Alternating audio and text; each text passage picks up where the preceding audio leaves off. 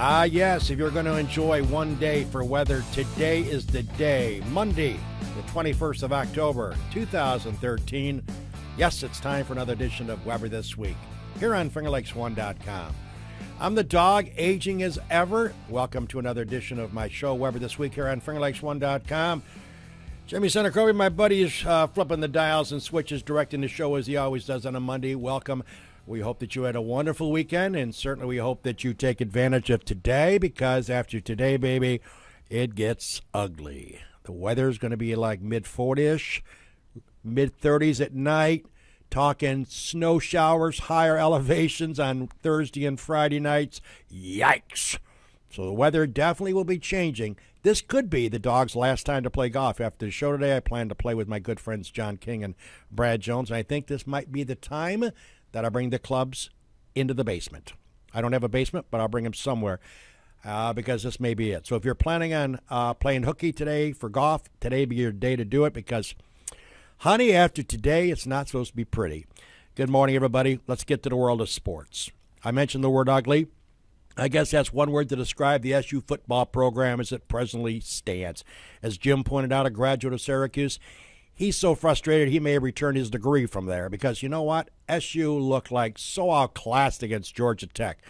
And I've talked about Georgia Tech, the Ramblin' Wreck. As I was watching or following Georgia Tech in sports, I always remember people telling me about how tough of an academic school Georgia Tech is. It's in the likes of the Stanfords of the world. It takes a lot of brains to get into Georgia Tech.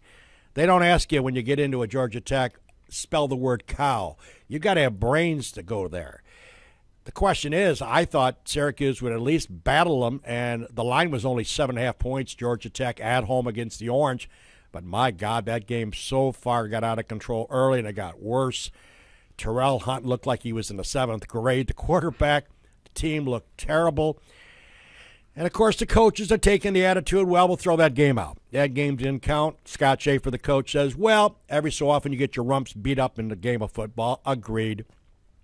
But I want to tell you something. You look at the ACC, what a rude awakening the Orange are having for some of these powerhouses. And I don't classify Georgia Tech as a powerhouse in football. Maybe I'm wrong, but I didn't think they ever were. But when you lose 56-0, where do you start? So as you look at the landscape of the ACC, is it safe to say that it's Clemson or Florida State, Clemson, now Georgia Tech whomping on the Orange, and Syracuse still has to go play Florida State. So are you looking at a 4th or 5th place finish in this ACC? First year, I obviously understand it's the first year out for the Orange, but they got to somehow figure out how to contend with these other schools. I know they're not going to contend against Florida State. I think you would agree with me. I think Jim would agree with me. Florida State, by the way, ranked number 2 in the first BCS poll released last night on ESPN.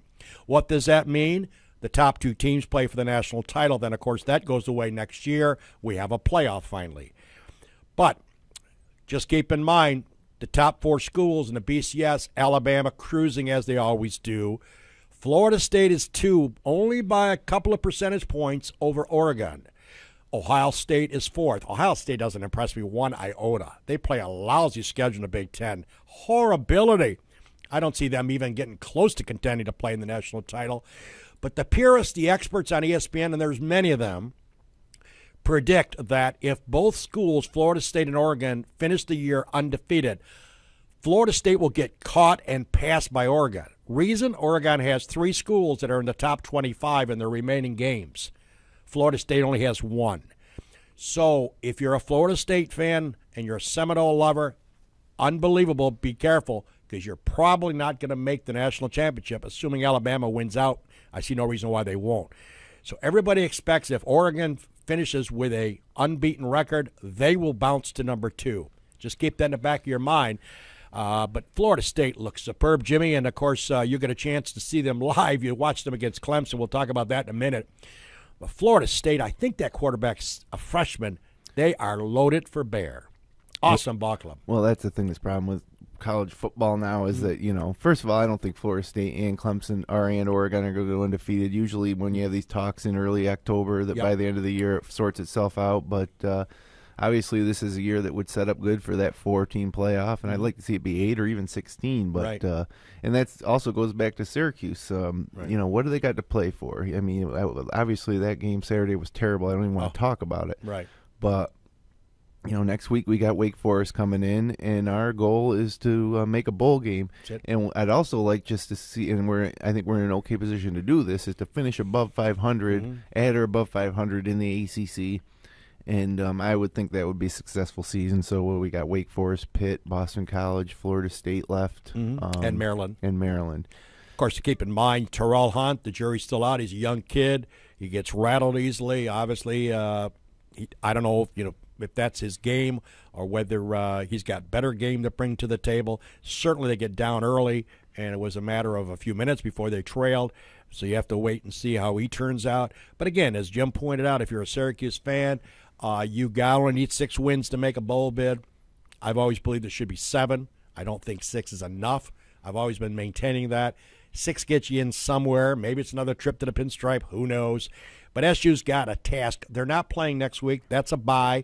If you ever needed a bye at a college university football program, SU needs a bye to recoup from their beating they took at Georgia Tech. Then, of course, they will take on Wake Forest at the Dome. Wake Forest beats Maryland by 24 points at home the other day. You have to wonder, Syracuse should be rocking in a couple of weeks at their friendly Dome. They obviously need to beat Wake Forest. Then they travel to take on Maryland.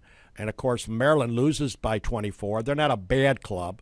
I would guess, that's a toss in the air to me, being an away game. Florida State, forget about it. If I was Darryl Gross, I wouldn't even send the team. That's a loss for sure. You look at percentage, that's a 0 possibility of beating Florida State. I can't see how Syracuse could possibly.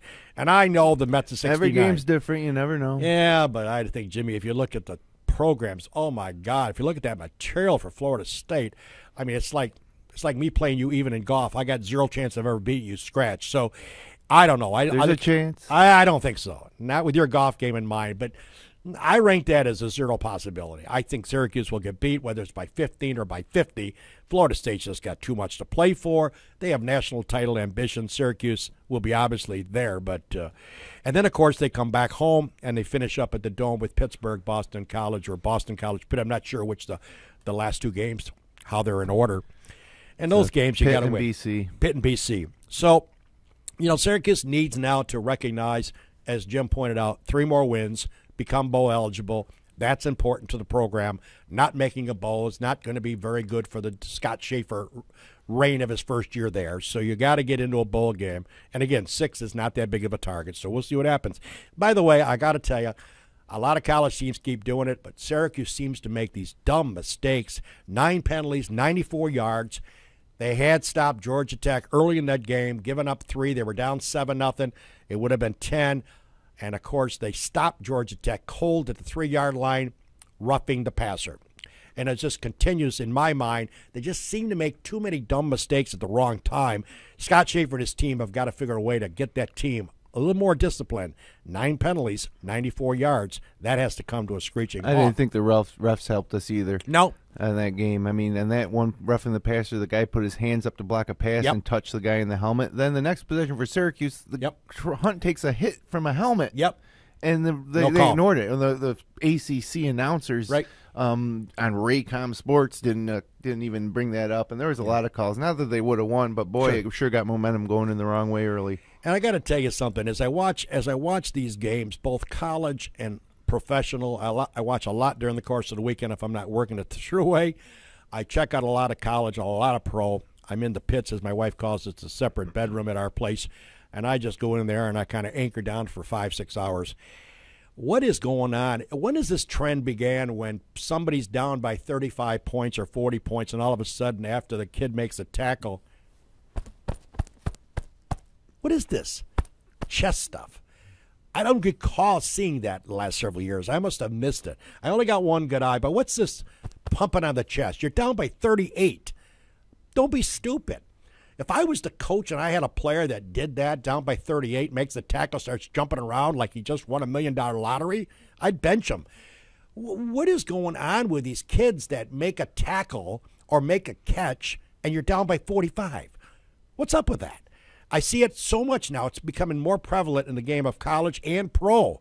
Give me a break. Go back to the huddle, suck it up. You're down by 50, and you make a look. To me, you look like an idiot. That's just a personal opinion. What do you think? Does that drive you nuts like it drives the dog nuts? It probably should, because you should be out there celebrating, because to me that's an individualistic move. Your team is trailing by 37, and you're out there making an idiot out of yourself because you made a good tackle. I just can't imagine that.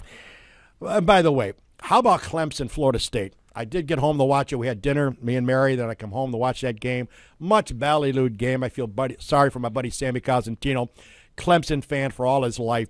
Oh my God, that's typical Clemson. They're never, they think they're a lot better than they are. And you talk about college expenses. They had 3 buses parading these kids in their uniforms to the stadium. What's the matter walking over? They got to have buses take the kids now to the entrance of the Clemson home field. I thought that was so Bush League. I mean, how much did it cost to get those buses rented? I mean, here they come. It was like a parade. I'm going, what is this? And they're all get off the buses, and here comes the coach. He's leading the pack. Come on. They get whacked by 37 at home, 51-14. Embarrassing. And, I don't know. It just, to me, that stuff drives me crazy. So much for the parade. They didn't have to have a post-game parade after losing by 37 at home. They had a pregame parade, which was Bush League. Well, one thing is kind of Bush League. To me, it's Weber this week on a Monday morning. And by the way, World Series, I've always maintained, I feel sorry for kids of Jim's daughter's age that want to watch baseball, that are fanatic baseball fans. Mommy, Daddy, can I stay up at midnight to watch these games? Are you serious? Here we go again. And oh, by the way, it's the Red Sox. Give Boston credit. I know Brad Jones, he's a big Red Sox fan. I'm sure many of you checking me out today are Red Sox fans. Kudos to you. Worst last year, American League East. Looked like a bunch of amateurs out there last year. Horrible baseball team. Horrible. They go to first place. Now they're going to the World Series. Give them credit. Those Cardinals, every other year they seem to be in it. I don't care who they have on their roster. They got some great pitching, by the way. And so does Boston. It should be a classic series. So who do you like? I like St. Louis. Yeah, I like St. Louis too, but that's mainly because I want St. Louis to win. They open up in Boston, 2 in Boston, 3 in St. Louis, 2 in Boston. Wednesday night, game time, 8 o'clock. It's going to last till midnight. I got to say one thing about the bearded wonders for Boston. I don't like the look, Jim. I'm not a beard guy. I tried to grow a mustache several times. I don't. Some of them are superstitious, so once but they look ugly. It does. It looks crazy. They look ugly. It doesn't make straggly. them look like an athlete. That's no, sure. It looks ugly. It looks like they're on some reality show on ABC. I mean, it's just ugly. And the beauty of that is, if any of those Red Sox have ambitions to become a Yankee down the road, like Euclid has just become a Yankee. Of course, he was disabled out of the lineup most of the year. They couldn't come to New York. They don't allow facial hair. Yankees, Steinbrenners don't allow that. You sign a contract with the Yankees, baby, you come clean shaven. Red Sox, they don't care. They're a bunch of idiots. Look like a bunch of freaking morons. To me, they look ugly out there. Give them credit for being a hell of a baseball team. But as far as their look, I give it a scale of 1 to 10, a -3. But again, folks, 8 o'clock start, miserable weather. You're talking 40s this week in Boston. Are you serious? It's going to be in the 30s before they get that game done. So, again, it starts off 2 in Boston, 3 in St. Louis, 2 back in Boston if necessary. Red Sox, Cardinals, let's get it on. Well, this is Weber This Week. We got lots more to talk about. Let's talk about the NFL when we come back. We're going to take a break and hear from our great sponsors that make this show possible. We'll be back in a couple of minutes. Hugo Lake National Bank. Bill Ryan and his team for all of your banking needs. Offices in Union Springs and Aurora. A fine sponsor of this show for over 30 years. DA Liquors, Seneca Falls. Amy Padula and her great team will find that right spirit for you every time. Tell Amy the dog sent you. Steve Wadhams, Wadhams Enterprises, your employer of choice. Proud supporter of this show and local athletics. Steve Muller Motors, smullermotors.com. Quality, affordable vehicles, both foreign and domestic. Bob and Leslie Oman, owners of the Oman Theater in Lyons, as well as the Newark Pilots, a minor league baseball team with a major league ballpark. Lizard's Tailgater Lounge, Waterloo. best mott sticks around, where you can enjoy a drink and some laughs. SenecaFallsCountryClub.com. Awesome 18-hole layout, offering a 12-month payment plan. Home of the toughest par 4 in central New York. That'd be number 16. Marshall Auto Sales. DickMarshallsAuto.com. Awesome used vehicles, where you not only can buy a great vehicle, you can gain a great friend in Dick Marshall. Wilson Press, WPress.com. Seneca Falls. Rich Ricky, my good friend, and his team can handle all of your printing and mailing needs. Rich Ricky, Wilson Press, a fine sponsor of Weber This Week. Here on the show on a Monday morning, the 21st of October, a roundup of our great sponsors. Again, folks, I spent a lot of time talking about our sponsors, and again, I have been blessed having some great sponsors like Billy Ryan at Cuba Lake National Bank for over 30 years, the Padula family, Amy now for over 25 years. They've been stuck with the dog. So I appreciate all the great people that have supported this show. And by the way, if you have interest in coming on as a sponsor, I should add, let me know, or let Jim Senecropi know at Finger Lakes One. We're not charging you an arm and a leg to be a member of this great show as a sponsor. But if you have ambitions to come on as a sponsor, we always have room for more people. So if you'd like to come on, whether you're a small business, a medium business, or a large business, check us out and join the many sponsors. Right now, I think we got 9. So we could go for another 1 or 2 if you have interest in becoming a sponsor. Let us know. I'd love to have you. Let's go to the game of the NFL. Let's talk about Scotty Trickler. Speaking of Scott of the Lizard Tailgater Lounge, you know, he uses a line that I used to think he was out of his mind, and most of the time I think he's out of his mind, but it makes sense. He always says in the NFL on Sundays, the fix factor is in. And I used to laugh, and oh, come on, Scott, they don't fix these games. Oh, wait a minute. The Jets beat New England. New England had the Gronk back, Gronkowski. He catches like 8 or 9 passes for 100 yards. What are the odds of him catching 8 or 9 passes for 100 yards in New England with Brady losing? They did to the woeful Jets, who I don't think is a great team. I'm sorry, Geno Smith lovers. But the Jets beat New England. Yes, it was in New York, but I don't care if it's out in Alaska. That, to me, the fix factor was in on that one yesterday, I'm sorry to say. And only one unbeaten team.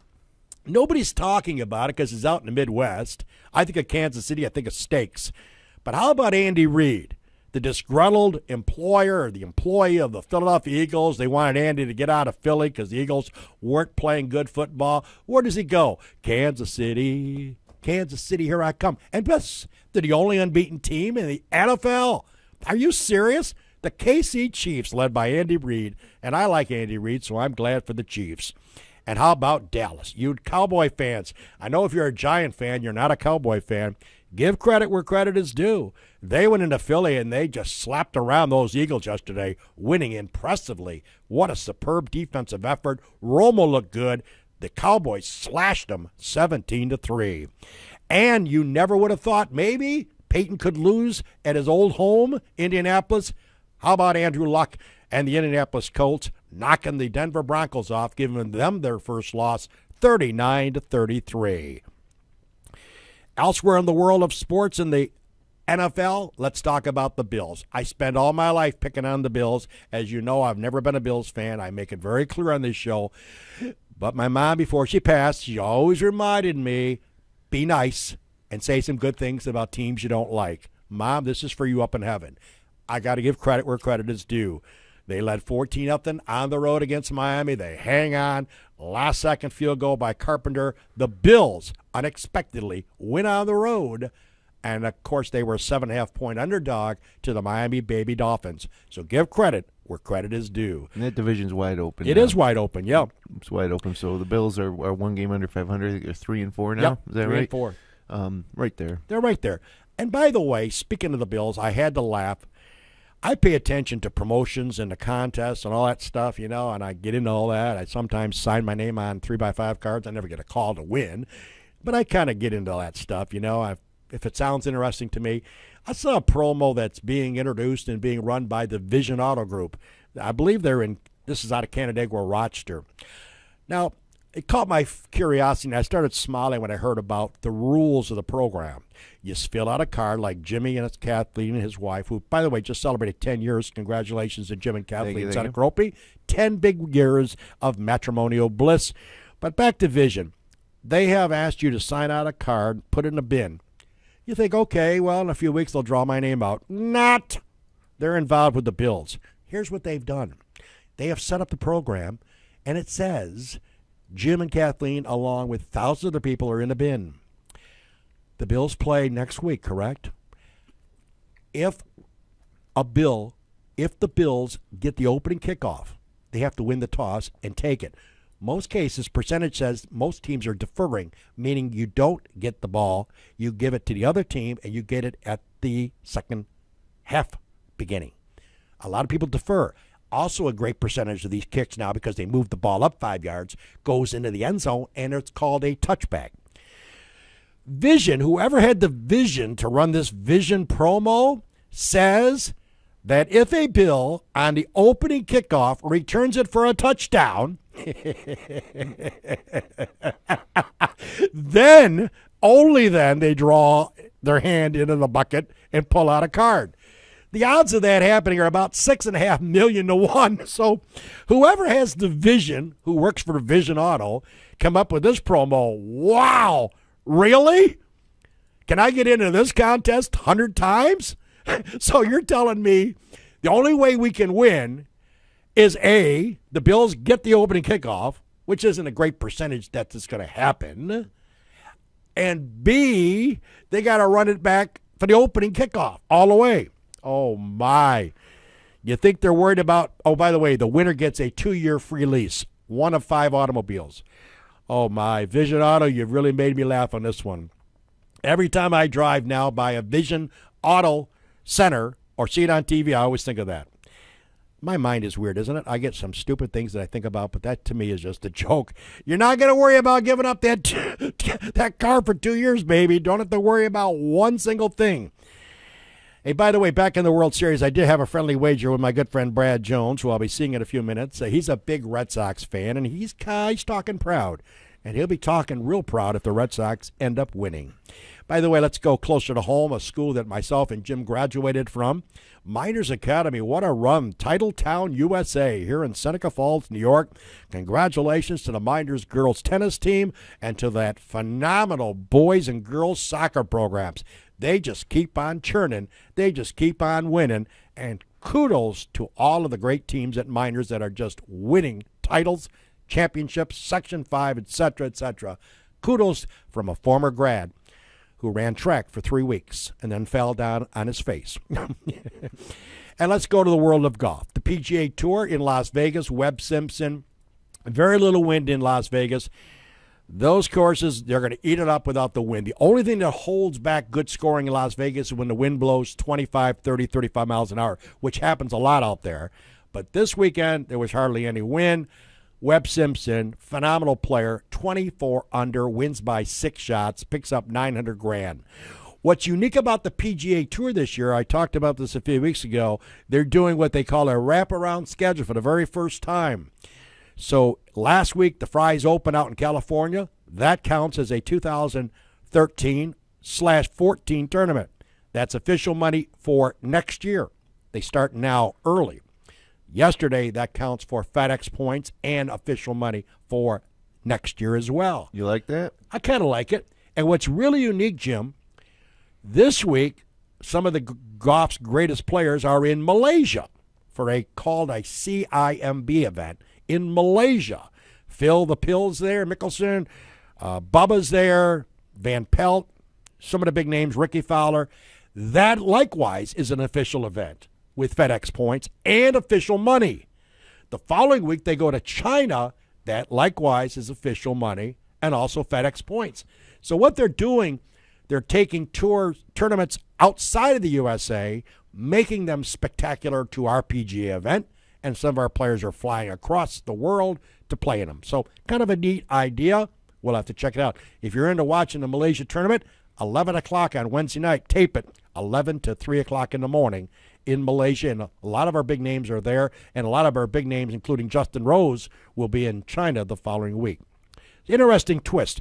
The PGA Tour, Webb Simpson winnings yesterday.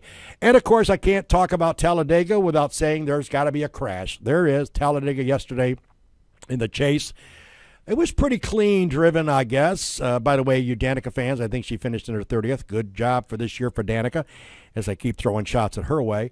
Jamie McMurray, sponsored by Auburn University, believe it or not, and he wins Talladega, picks up a pile of money, and, of course, finishing second, Dale Earnhardt Jr., and as always is the case, the last lap at Talladega, teams try to come, because they're only this far away from each other, 43 cars, 27 on the lead lap, they're about this close, going, 220 miles an hour? Have a good day, right? You think it's tough driving the thruway? There's always something that happens, it seems like, on the last lap because teams are going to try to make a last gas effort. And teams are pulling out because it's the last lap. Austin Dillon goes up in the air about 20 feet, crashes. From last report, he's doing okay. But there's always some excitement at Talladega. Usually there's the big one that involves 20 to 30 cars. Yesterday, only Austin Dillon took a flyer on the last lap. Well, Tommy Coughlin has had a tough year. Our good friend from Waterloo, where they named a stadium after him. Of course, his Giants are 0-6, a team that really needs a little bit of a respirator. They need a win so bad they can taste it. Tommy, under excruciating criticism by a lot of people in New York, we want a new coach. Well, as I said before, I would find it doubtful that the Mara family will get rid of Tom Coughlin if they lose tonight or if they keep losing, because he has brought 2 Super Bowl titles to that city. The question is, if they continue to flounder, the chances of him being 68, which is going to happen, bringing him back next year, that's quite remote in my view. So can the Giants finally post a W? They got a team they should win tonight. Even though the line's only 3.5, the Giants favored against the Vikings of Minnesota, led by the incomparable Adrian Peterson. And starting a new quarterback, Josh Freeman. Tonight. Exactly, Josh Freeman starting at quarterback. So tonight is got to be the night the Giants finally get off the schneid and win one for the Gipper and win one for Tommy Coughlin, who doesn't deserve to be replaced during the season. But I think if they don't figure this out quickly, I would be shocked if they bring him back next year. If they end up winning the next, say, 4 out of the next 5, it's possible they would bring him back. Because Tommy wants to work until he's 90. He looks like he's 40, doesn't he? But I don't think the Giant fans and the Giant brass would allow that to happen if they continue to flounder. If they finish 2-14 or 3-13, I would bet $20 that they would say goodbye to Tom. They would ease him out and do it respectful. But if Tom can win, let's say, 4 or 5 games out of the next 10, then I think he's got a shot of returning. Just a personal view. What do you think on our buddy Tommy Coughlin? Next week, we bring in the talented Mike Cotillo. He's got a zillion ideas on what's wrong with the world of sports, and he's got an opinion about everything. Mike is the executive editor of the Finger Lakes Times, and he has a lot of savvy and a lot of sports knowledge. And he just took a recent trip to go home to his old hometown in Italy, so we'll find out about how that went. And I'll bet you he drank about 17 bottles of red wine. Just kidding, Mike. But Mike Cotillo will be our special guest next week here on Weber This Week. And again, if you would like to be a guest on our show, we don't charge you anything to come in here. We can talk to you on the phone if it's inconvenient for you to sit on the couch, as we say here on Weber's show. But if you'd like to come in and talk about your event, whether it's a charity event, whether you've got a sport you'd like to talk about, whether it's something that you have a nephew or a niece or a daughter or a son you want to tell us about, we're open for you to come in and be a member of this show. Just let us know, myself or Jim Centacropi. Go to fingerlakes1.com. There's a way to get a hold of me or Jim, obviously, and let us know what your topic is, and we'll set you up for a week to come in here and be a part of the fun. So I hope you had a good weekend, folks. I hope you enjoy this week. I hope that you get out and do something today, because the next few days, baby, it's double sweater weather. Take care, everybody. It's always a slice. Until next Monday when Mike Cotillo joins us, you have a great week, everybody. Take care.